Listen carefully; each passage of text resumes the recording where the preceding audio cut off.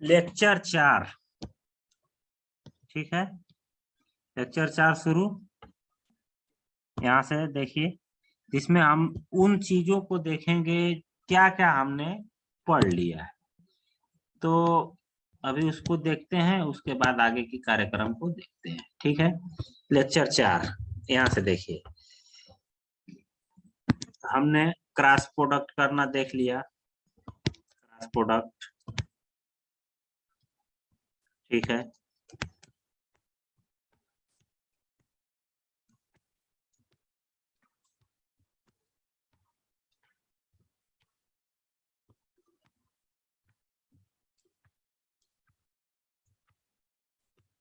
हमने dot product देख लिया,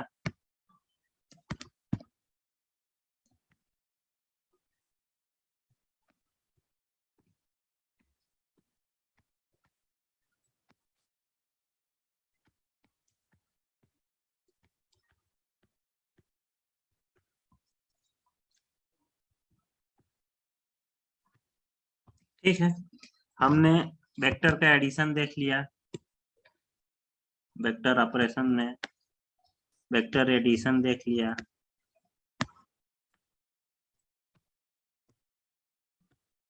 सब्ट्रैक्शन देख लिया,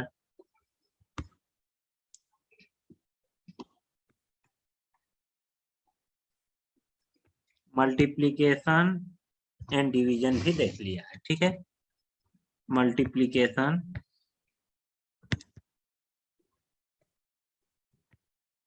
एंड डिवीजन भी देख लिया है, ठीक है।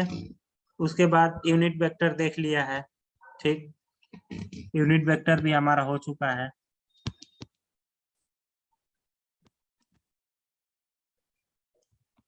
ये कंप्लीट हो चुका है, ठीक है। उसके बाद हमने I dot I, J dot J, के डॉट के इक्वल टू 1, ये सब चीजें देख लिया है,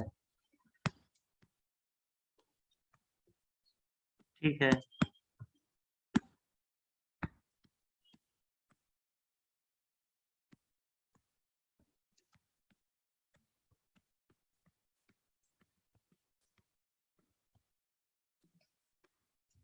ठीक है, ये सब चीजें देख ली हमने, ठीक है। इन सब चीजों में कोई दिक्कत नहीं है, ठीक है। आगे चलते हैं, ठीक है। आगे थोड़ा सा क्रॉस प्रोडक्ट वाले में जो इसमें था, थोड़ा सा एक दो चीजें और बता देता हूँ। मान लीजिए कि एक सर्किल है, ठीक है। यहाँ से ये चीजें हमारी चल रही है, मान लीजिए कि आई है, जे है, के है, क्लॉकवाइज,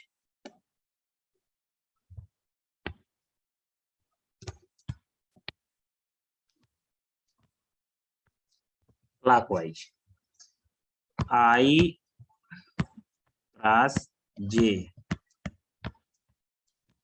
के, जे क्रॉस के आई, और के क्रॉस आई जे, ठीक है। ये चीजें देख लीजिए, फार्मूला है, याद भी रखना है, ठीक है। वैसे भी इसको मैंने इंस्टाग्राम, जो हमारा इंस्टाग्राम का एक पेज बनाया है, सबजुगेट फिजिक्स,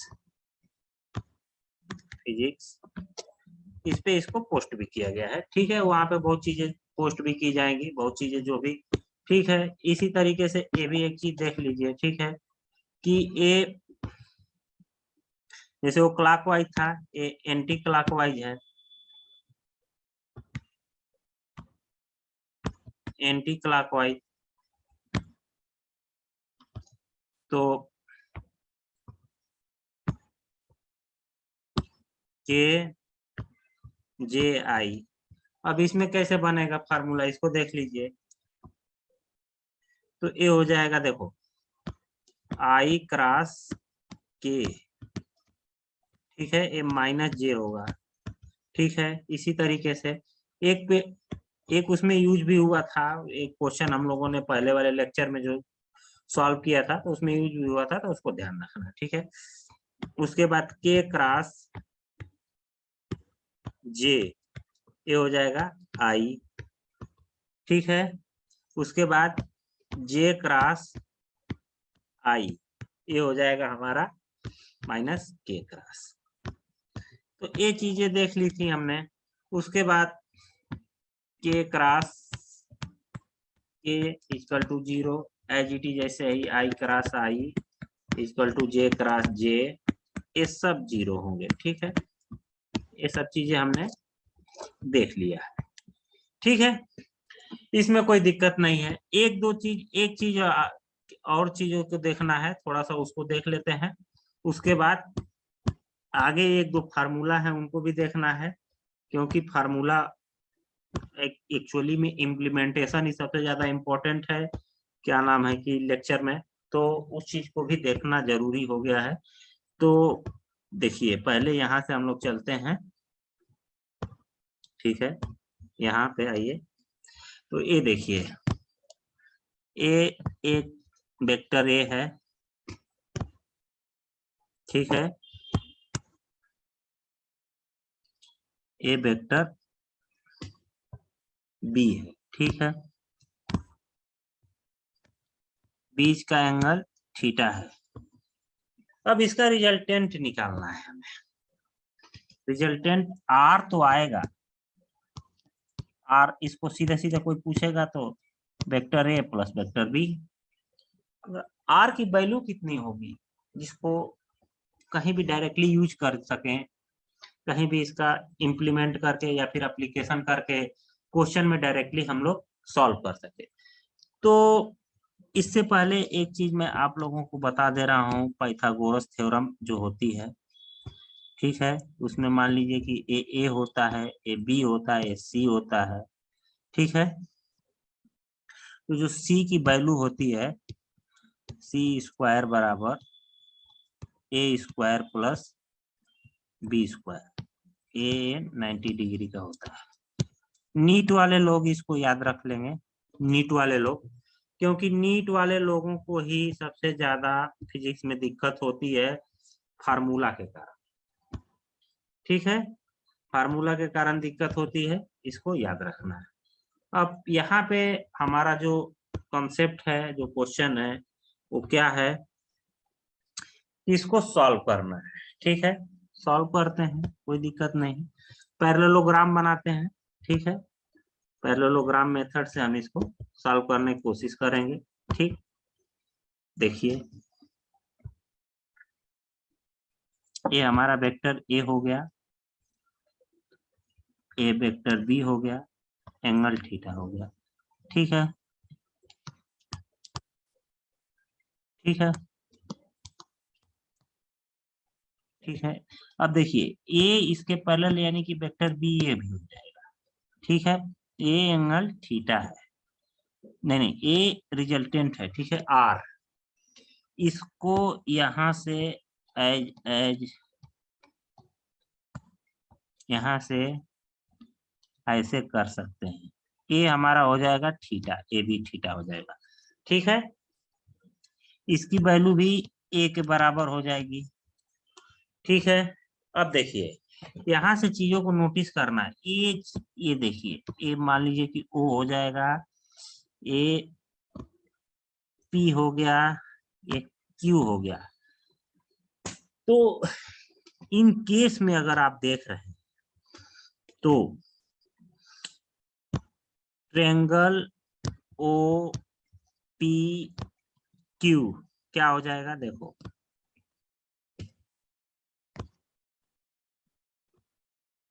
ऐसे होगा, ए आर होगा, यहाँ तक इसकी वैल्यू जो होगी वो होगी बी होगी, ठीक है। और इससे ए होगा, ए होगा, और ए एंगल थीटा होगा, और ए क्यू है, ए पी है, ए ओ है, ठीक है। अब देखो इसमें जो ओ क्यू है वो कितना आएगा, ए वाली डिस्टेंस और बी। अब देखो इसको रिजॉल्व कर लो तो ए हो जाएगा बी और ए हो जाएगा ए कास थीटा। ठीक है, बरोबर है। इसी तरीके से पी क्यू को देख लो। पी क्यू क्या हो जाएगा, ए साइन थीटा। पाइथागोरस प्रमेय लगा लेते हैं तो आर स्क्वायर बराबर हो जाएगा, आर स्क्वायर ए बराबर हो जाएगा ओ क्यू का स्क्वायर प्लस पी क्यू का स्क्वायर। ठीक है, इसको देख लेते हैं। पी क्यू का स्क्वायर क्या, इसका देख लो तो ए हो जाएगा बी प्लस ए कास थीटा का स्क्वायर प्लस ए साइन थीटा का स्क्वायर। ठीक है, इसको एक्सपेंड कर लो, आर स्क्वायर बराबर तो ए हो जाएगा B square plus A square cos square theta plus 2ab cos theta plus A square sine square theta. ठीक है, अब देखो बी स्क्वायर, इसको और इसको देख लो तो ए स्क्वायर इसमें से निकल जाएगा तो हो जाएगा cos square theta plus sine square theta plus 2ab cos theta. ठीक है, इसकी जो वैल्यू होती है, फार्मूला होता है ट्रिग्नोमेट्री का, इसकी वैल्यू 1 होती है। तो इसको याद कर लेना, नीट वाले लोग, cos square theta plus sine square theta बराबर 1 होता है। तो ये हो जाएगा आर स्क्वायर बराबर B square plus A square 2ab cos theta.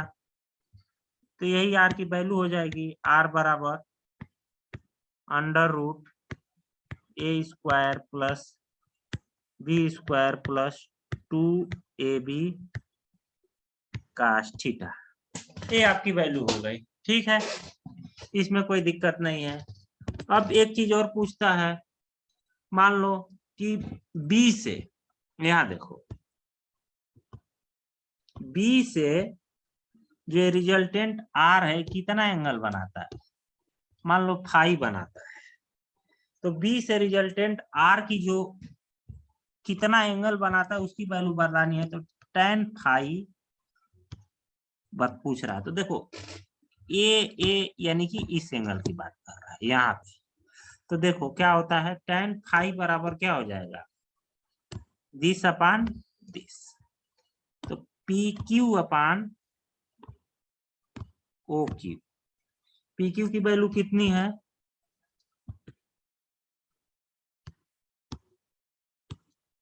P Q की वैल्यू कितनी है, ए साइन थीटा। ओ क्यू की वैल्यू कितनी है, बी प्लस ए कास थीटा। यही इसका ये फार्मूला है, याद कर लें, कहीं भी पूछा जा सकता है। ये भी फार्मूला है, इसको भी याद कर लें। ठीक है, कहीं भी पूछ सकता है इसको। ठीक है, तो इस चीज को आप लोगों को याद करके रखना है। तो एक चीज ये छूट रही थी मेरे हिसाब से, जिसको मैंने अभी कवर कर लिया। एक दो क्वेश्चन जो कार्टेशियन वेक्टर में जो थे उसको हम लोगों ने किया था, तो उसको एक बार फिर से देख लेते हैं, थोड़ा सा रिवीजन टाइप का भी हो जाएगा आप लोगों का। जैसे एक वेक्टर था, उसमें देखिए एक वेक्टर था वेक्टर ए था ax i plus ayj plus az a।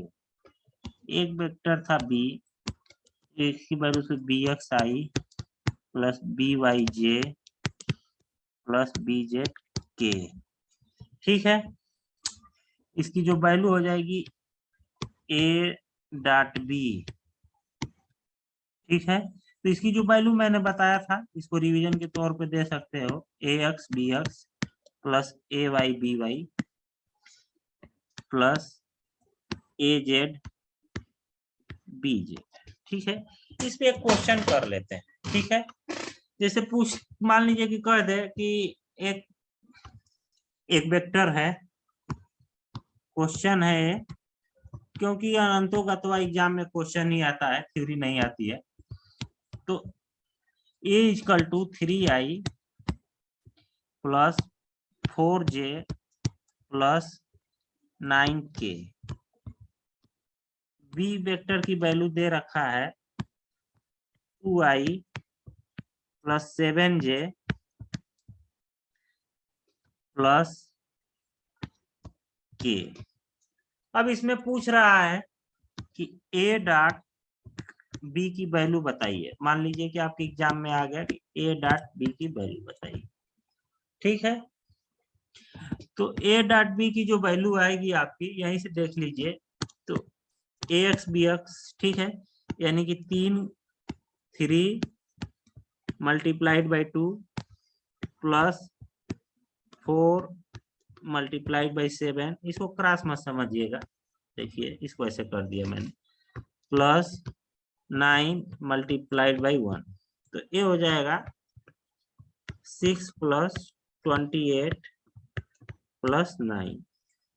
ठीक है, इसकी जो वैल्यू आ जाएगी देख लीजिए, तो ये हो जाएगा 15 प्लस 28। तो यहाँ से जो होगा इसकी वैल्यू आ जाएगी 43। तो ये इसका आंसर होगा। ठीक है, ये चीजें हो गई। एक दो क्वेश्चन जो इसी को, अगर इसमें यहाँ पे एक चीज पूछ देता कि ए क्रॉस बी की वैल्यू बताइए, तो आप लोग इसको सॉल्व करके देखिएगा। अगर कोई दिक्कत होगी तो यहीं पे वीडियो को पॉज करके स्क्रीनशॉट लेके उस ग्रुप में डाल दीजिएगा। एक ग्रुप है टेलीग्राम चैनल पे,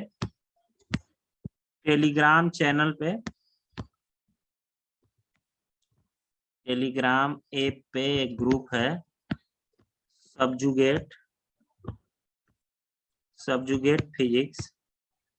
आप लोग उसमें जुड़ जाइएगा और इसका स्क्रीन सेट लेके डाल दीजिएगा। मैं इसको अगले क्लास में, अगर आप लोगों को अगर निकालने में कोई दिक्कत होगी तो अगले क्लास में मैं इसको सॉल्व करवा दूंगा, कोई दिक्कत नहीं है। ठीक है, क्योंकि मेन रूप से मैं इसीलिए काम ही कर रहा हूँ कि किसी को दिक्कत ना हो और सबको फिजिक्स A to Z आती रहे, किसी को कोई दिक्कत नहीं होनी चाहिए। 2-3 चीजें और बता दे रहा हूँ।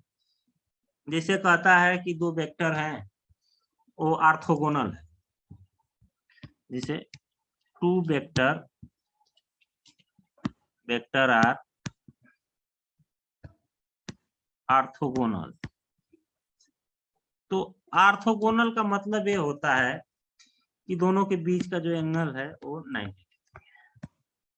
ठीक है, और कुछ नहीं है। जैसे vector A and vector B, ये दोनों ऑर्थोगोनल हैं। इसका मतलब ये है कि इनके बीच का जो एंगल है थीटा है वो 90 डिग्री है। ठीक है, तो यहाँ पे क्वेश्चन ये बनेगा, जैसे मान लीजिए कि कुछ दे दिया है, एक नीट में क्वेश्चन आया हुआ है जिसको आगे चल के हम लोग देखेंगे अगली क्लास में। ठीक है, कि वेक्टर ए है और वेक्टर बी है, दोनों ऑर्थोगोनल हैं, तो उसमें फलाना की वैल्यू ज्ञात करिए। ठीक है, तो उसमें यही कहना चाह रहा है कि A dot B equal to, जो ये फार्मूला है हमारा कास थीटा, यहाँ पे थीटा इक्वल टू 90 डिग्री हो जाएगा, और थीटा इक्वल टू 90 हो जाएगा तो कास 90 की वैल्यू 0 होती है। तो 0 होती है, तो ये यही कहना चाह रहा है कि A dot B equal to 0 होगा। तो वहां से जो सोल्यूशन करेंगे, तो वहां से किसी वैल्यू जिसकी निकालने के लिए बोलेगा उसको हम लोग सीधा सीधा निकाल लेंगे। क्वेश्चन कराऊंगा मैं, ऐसा नहीं है। क्वेश्चन तो बहुत सारे, बहुत ज्यादा मैंने सोच रखा है कि मेन क्लास का मेन मकसद ही रहेगा क्वेश्चन को सॉल्व करना। ठीक है, दूसरा एक और चीज है जो मैंने अभी देख रहा था, काफी चीजों को देखना पड़ता है, तो क्योंकि बहुत चीजें होती हैं जो छूट ना जाए, क्योंकि चीजें तो हमें तो याद रहती हैं, मगर ऑन द स्पॉट अगर आपको क्लास में मैं बता रहा हूँ, अगर कुछ चीजें छूट जाती हैं तो आप लोगों का नुकसान हो जाएगा। तो उसमें एक दो चीजें और है जिसको मैं बता दे रहा हूँ। जैसे देखिए, कोप्लेनर वेक्टर होता है। कोप्लेनर वेक्टर का मतलब हो गया, कोप्लेनर फोर्स हो गया, वेक्टर हो गया, जो भी सेम प्लेन में। मान लीजिए कि वेक्टर ए है और वेक्टर बी है, ये दोनों सेम प्लेन में। सेम प्लेन में होने का मतलब ये हो गया कि उनका जो एंगल है वो 0 डिग्री का हो गया। ठीक है, तो यहाँ पे ए क्रॉस जो बी है वो 0 हो जाएगा, क्योंकि उसमें जो आप लोग पहले से जानते हैं कि इसमें जो चीजें थी कि A cross B equal to magnitude A magnitude B sine theta A. तो यहाँ से साइन थीटा की वैल्यू अगर 0 हो जाती है तो सीधे सीधे ए क्रॉस बी जो है ये 0 हो जाएगा। ठीक है, ये चीजें थी। ठीक, तो ये एक चीज जो बताना था मुझे, जो मैंने आप लोगों को बता दिया है। अब इसके बाद अब हम लोग एप्लीकेशन बेस पे काम करेंगे और जेन्युइन तरीका से चीजों को सॉल्व करने की कोशिश करेंगे। ठीक है, अब जेन्युइन तरीका मतलब क्या, जेन्युइन कहने का मतलब मेरा क्या है, देखिए। ठीक है, थोड़ी सी चीजें मैं बता दे रहा हूँ। देखिए, टार्क टार्क जो है, टार्क क्या होता है, वेक्टर के फॉर्म में लिखा जाए तो आर क्रॉस एफ होगा। ठीक है, जिसमें आर जो होता है वो मान लीजिए कि ऐसे एक्स वाई प्लेन है, यहाँ पे एक पॉइंट है, यहाँ पे एक फोर्स है एफ लग रहा है और डिस्टेंस आर है। तो ये ओरिजिन के रेस्पेक्ट में फोर्स एफ का टार्क कितना होगा, तो ये इतना होगा। एक क्रॉस है, इसको ध्यान रखिएगा, एक क्रॉस। ठीक है, same as it is in इस केस में अगर पूछ दिया जाए कि फोर्स एफ का मोमेंट कितना होगा ओरिजिन के रेस्पेक्ट में मोमेंट, तो ये भी हो जाएगा आपका आर क्रॉस एफ। ठीक है, अब यही चीज आगे चलते हैं। अगर मान लीजिए कि सेकेंड वन एक प्लेन लेते हैं, सेकेंड वन प्लेन है, यहाँ पे एक पार्टिकल है, मास m है, ये मूव कर रहा है v वेलोसिटी से। ठीक है, तो इसका जो मोमेंटम हो जाएगा, देखिए मोमेंट और मोमेंटम में अंतर होता है। मोमेंटम हो जाएगा, वो हो जाएगा m इंटू v। ठीक है, अब इसको कह रहा है कि एंगुलर मोमेंटम बताइए। एंगुलर मोमेंटम की अगर बात करने लगे, जो आपके क्वेश्चन में आया है आईआईटी में, आईआईटी जेईई में, एडवांस और नीट वगैरह सब जगह इस चीज को क्वेश्चन मेंस वगैरह में सब में पूछ रखा है। तो ये हो जाएगा, मान लीजिए कि आर पोजीशन वेक्टर आर पे है, एक्स वाई प्लेन में है। ठीक है, तो ये हो जाएगा। ठीक है, ये चीजें हो गई। ठीक, इतनी चीजों को समझ लीजिए। तीसरा एक क्वेश्चन आप लोगों का यहाँ से बनेगा, जैसे जहां जहां मतलब मुझे समझ में आ रहा है कि हमें बता देना चाहिए, तो उस चीज को मैं बता रहा हूँ। वर्क डन क्या होता है, फोर्स डॉट डिस्टेंस। तो ये डॉट प्रोडक्ट है, इसको भी ध्यान रखिएगा, डॉट प्रोडक्ट है। तो इस चीज को भी ध्यान में रख के इस क्वेश्चन को आगे सॉल्व करेंगे। एक क्वेश्चन नीट में भी इससे पूछ रखा है। ठीक है, जो प्रीवियस ईयर के मैंने क्वेश्चन देखा था उसमें। तो थोड़ा इसका एप्लीकेशन देख लेते हैं। इसमें अगर कुछ और चीजें छूट रही होंगी तो मैं क्वेश्चन कराते वक्त, क्वेश्चन सॉल्व कराते वक्त, या फिर इधर उधर से कहीं से भी टाइम निकाल के मैं जरूर बताऊंगा। क्योंकि अगर मैं नहीं बताऊंगा तो मैं कुछ चैन से नहीं रह पाऊंगा, क्योंकि नुकसान नहीं होना चाहिए किसी भी बच्चे का। अब यहाँ पे देखिए, पहला जो फिगर है इसमें देख रहे हैं, पहला फिगर ये कह रहा है कि एक ब्लॉक है और इस ब्लॉक पे इस वाले एज पे एक फोर्स इधर को लग रहा है, एक फोर्स इधर को लग रहा है। ये बीचों बीच में यहाँ पे मोमेंट टार्क वगैरह जो भी हो, वो कह रहा है कि यम है। तो यहाँ पे देखिए, जो यम की वैल्यू है इस वाले फिगर 1 में, यम की जो वैल्यू है देखिए ये हो जाएगा एफ, ठीक है, d/2, ध्यान से।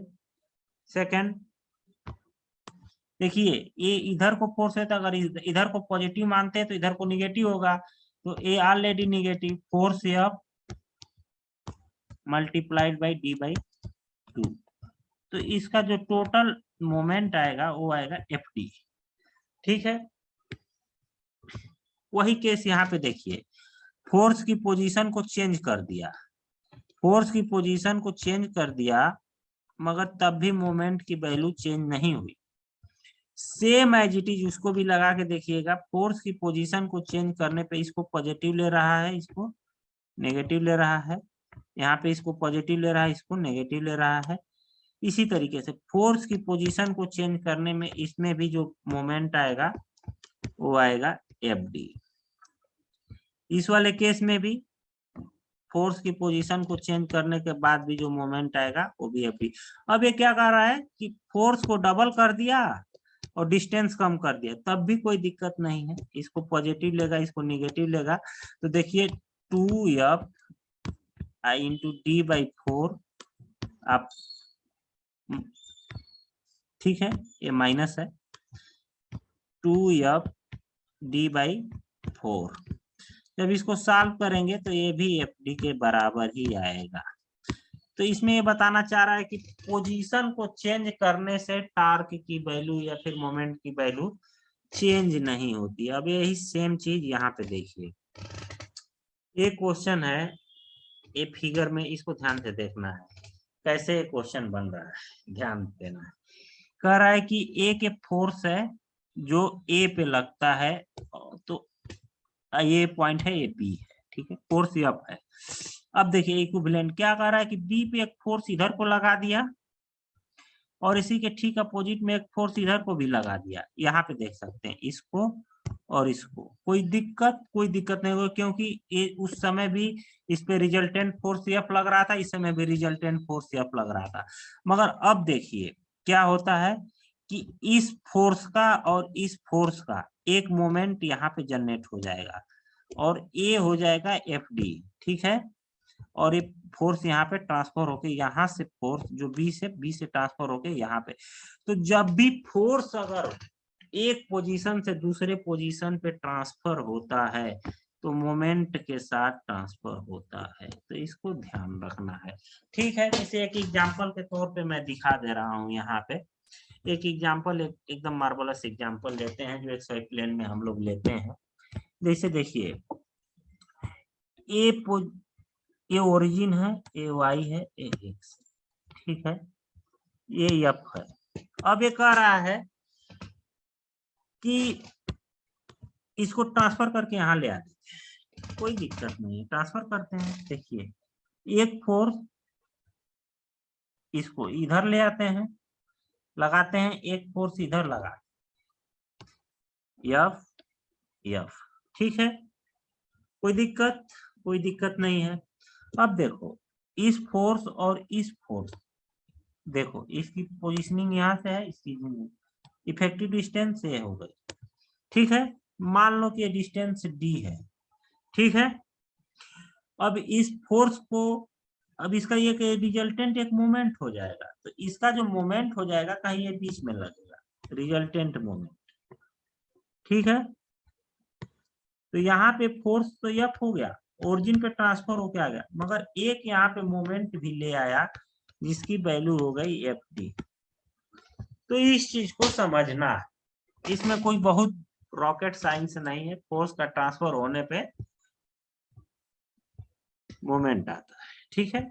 उसके बाद अगला जो है, अब ये देखिए 3 फोर्स लग रहे हैं, तीनों का ओरिजिन जो ओ है वहां से डिस्टेंस आप लोगों को रेस्पेक्टिवली d1 d2 d3 दे रखा है, ठीक है। अब इसी को ट्रांसफर कर रहा है, तो ये देखिए ट्रांसफर करके इन तीनों फोर्सों को देखो, यहाँ पे मान लो कि आप F1 को ट्रांसफर करेंगे, तो पहले इसी के डायरेक्शन में एक F1 फोर्स लगाएंगे इधर को, ठीक है, और एक इधर को लगा देंगे F1 फोर्स, ठीक है।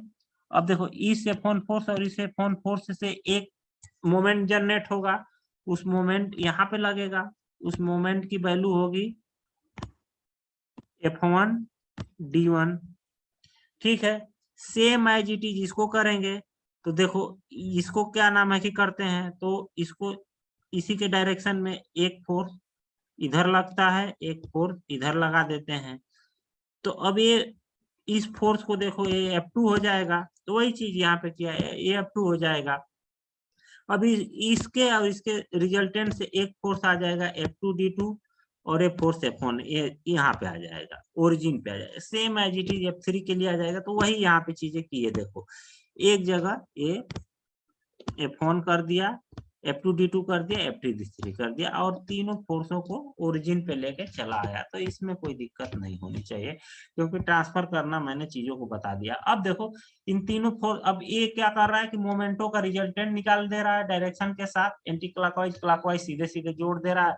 ए मोमेंट और ए मोमेंट दोनों M1 और M3 जुड़ जाएंगे, M2 जो है माइनस हो जाएगा, और इन तीनों का रिजल्टेंट जो हो जाएगा फोर्स ये हो जाएगा। तो यही चीजें यहाँ पे ये बताना चाह रहा है।